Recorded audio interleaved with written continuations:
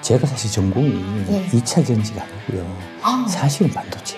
반도체셨어요? 전공이? 그게 이제 왜 그러냐면 옛날만 해도 그 불황이 닥쳤을 때 이제 다른 애들이 이제 그 영업 적자가 막 이렇게 심하게 나더라도 삼성전자는 흑자를 냈어요. 이제 삼성전자 쪽에 이제 근무하셨으니까 네. 이제 잘 아시겠지만 반도체는 감산이 어렵거든요. 어렵습니다. 예, 네. 예.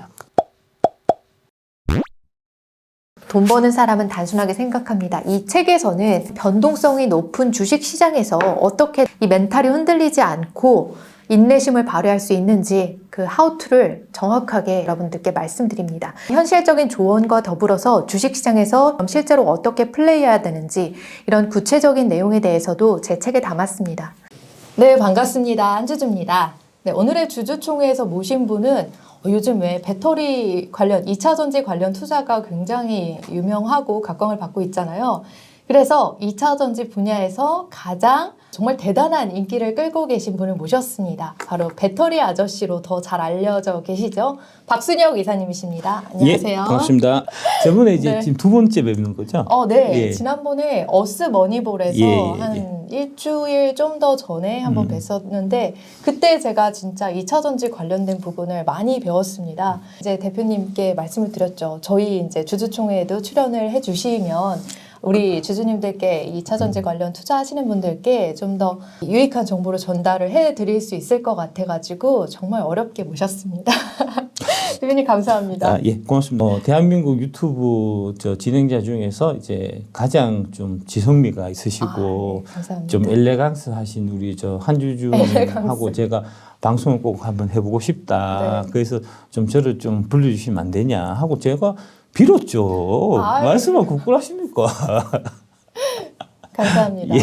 네, 이렇게 이사님께서 그래도 여러분들을 위한 선물을 하나를 가지고 이렇게 오셨는데 예. 작년부터 2023년 1분기까지 정말 2차 전지 섹터 아직도 사실 열심히 잘 달리고 있습니다. 예. 근데 이에 대해서 좀 우려의 시각이 있으신 분도 있으시더라고요. 경쟁자의 진입이 조금 우려가 된다 이야기를 하셨는데 그분께서 이야기를 하시길 1990년대 반도체를 보면 그때 최상위권에 있었던 기업이 NEC나 뭐 도시바 그리고 또 히타치 이런 기업들이었는데 지금 그런 기업들은 일본의 잃어버린 4반세기 이후에 자취를 감췄다 그렇게 이야기를 하시더라고요. 예. 그래서 이렇게 좀 2차 전지 산업이 경쟁자의 진입으로부터 좀 취약할 수도 있다라고 하는 측면 어떻게 보시나요? 제가 사실 전공이 예. 2차 전지가 아니고요. 아, 사실은 반도체예요. 반도체셨어요? 예, 예, 전공이? 예, 예. 오. 그러니까 전공은 이제 경영학과인데 네네네. 대학에서 경영학과인데 제가 처음 맡아갖고 이제 애널리스트 해서 했던 게 이제 반도체 장비 쪽을 제가 했었기 네. 때문에 방금 말씀하신 이제 히타치, NEC 뭐 이런 애들이 그 다 망하고 그 자리를 이제 삼성전자가 업계 선두로 이제 그 올라서는 그 역사적인 순간에 제가 사실 있었거든요. 그걸 다 지켜보셨군요. 제가 예. 지켜봤죠. 예.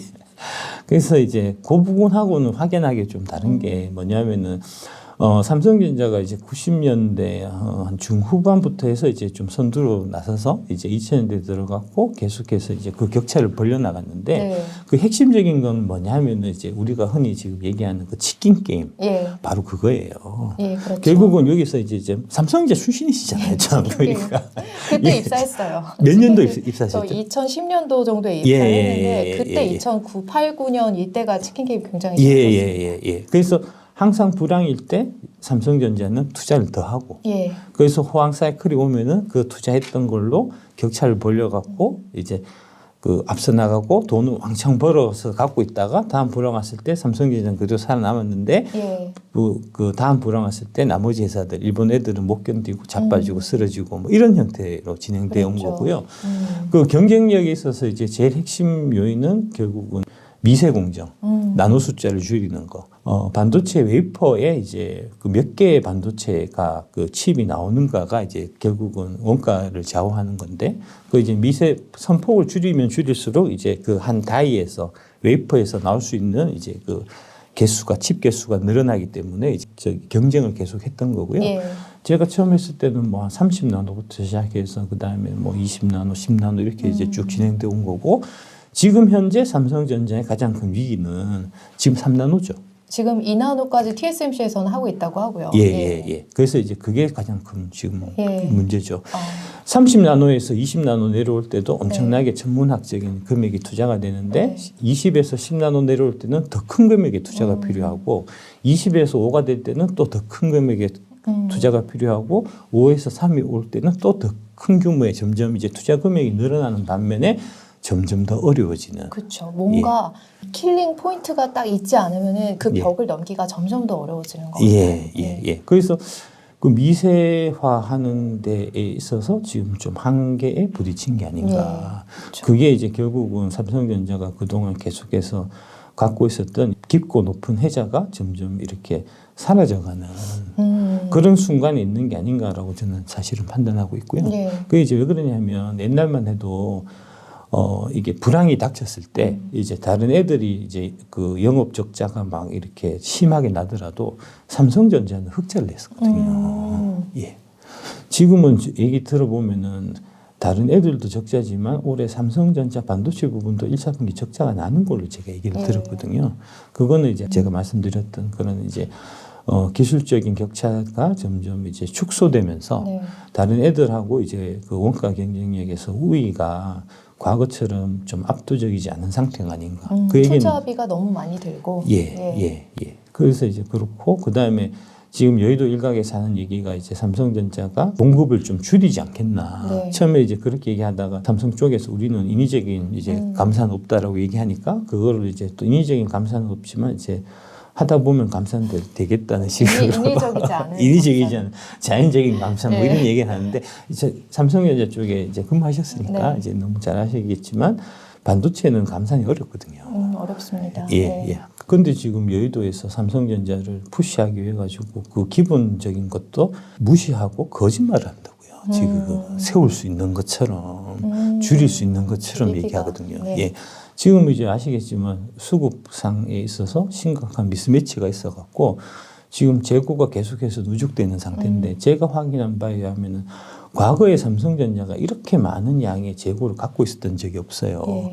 지금 한 7주 정도, 7주가 아니고 한 7달치 정도 되는. 7달? 예. 되게 굉장한데. 예. 보통 4주잖아요. 예, 보통 4주에서 길어야 8주 정도. 예. 제가 했을 때 뭐 심각하게 불황 왔다고 했을 때 한 3, 4개월치 정도까지 올라간 거는 저도 기억이 나는데 그게 뭐 7개월 이렇게 가는 경우는 제가 본 적이 없거든요. 근데 지금 7개월인데 근데 이제 이게 7개월치를 쳤으니까 이게 바닥이다. 올라갈만 남았다. 뭐 이런 식으로 지금 이제 여의도 쪽에서 얘기를 하는 거니까 진짜 천벌 받을 것 같습니다. 그게 이제 사실은 큰 틀에서 보면 지금 여의도에 만연하고 있는 이제 그 펀드 업계 이런 좀 문제점, 모순 이런 거하고 사실 좀 관련이 있어요.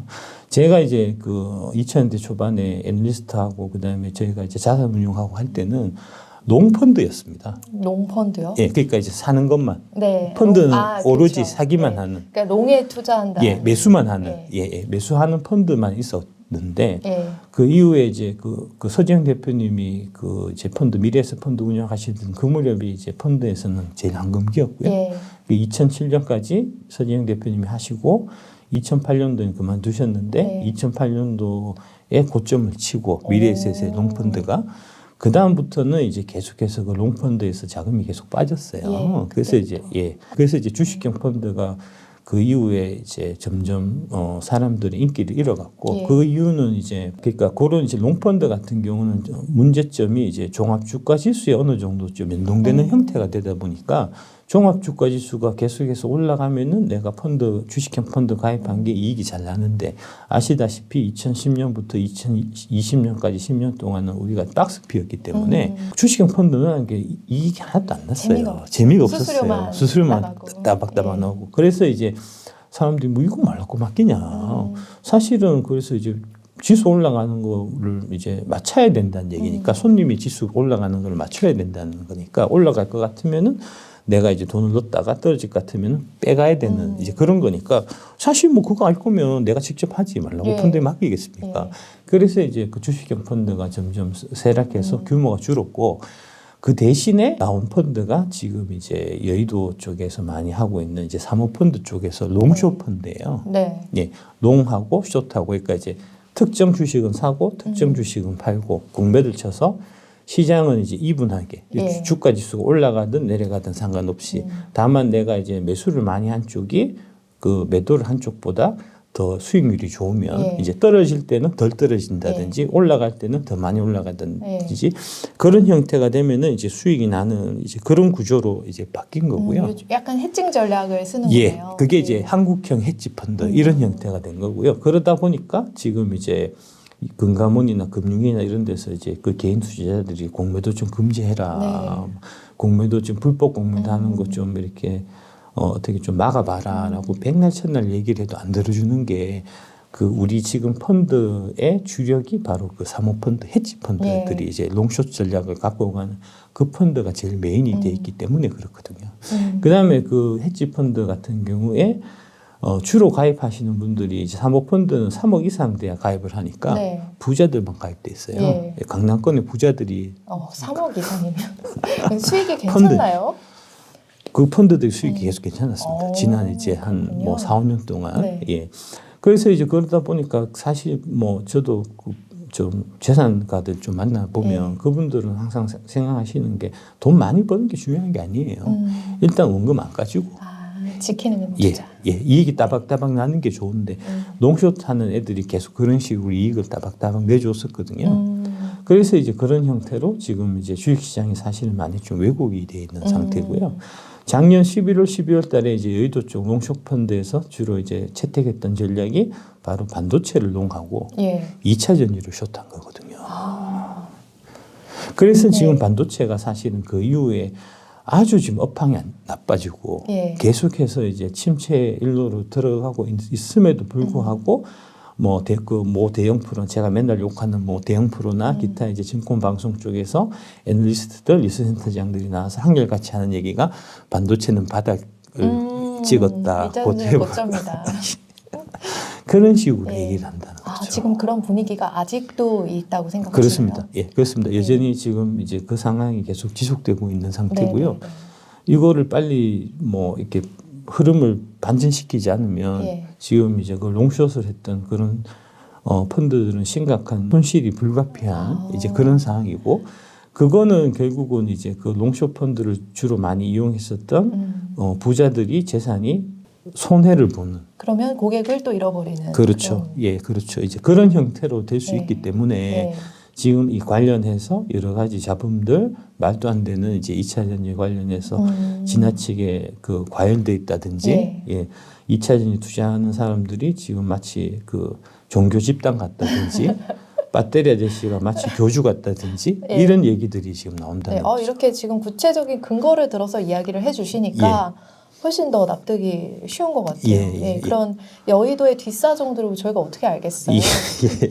근데 그 이제 거대한 자금이 흘러가는 그 흐름 속에서 이 롱숏 전략에서 그들의 이제 숏 전략이 어느 정도 이제 먹혀야 되는 그런 상황이 되어버리다 보니까 지금처럼 이런 상황이 된 건데 때문에 좀 2차 전지가 어려울 거다라고 하는 것도 어떻게 보면 그 여의도에서 나온 이야기다. 그렇죠. 숏을 해서 2차 전지가 반드시 떨어져야만 되는 입장에 있는 사람들이 만들어낸 얘기인 거죠.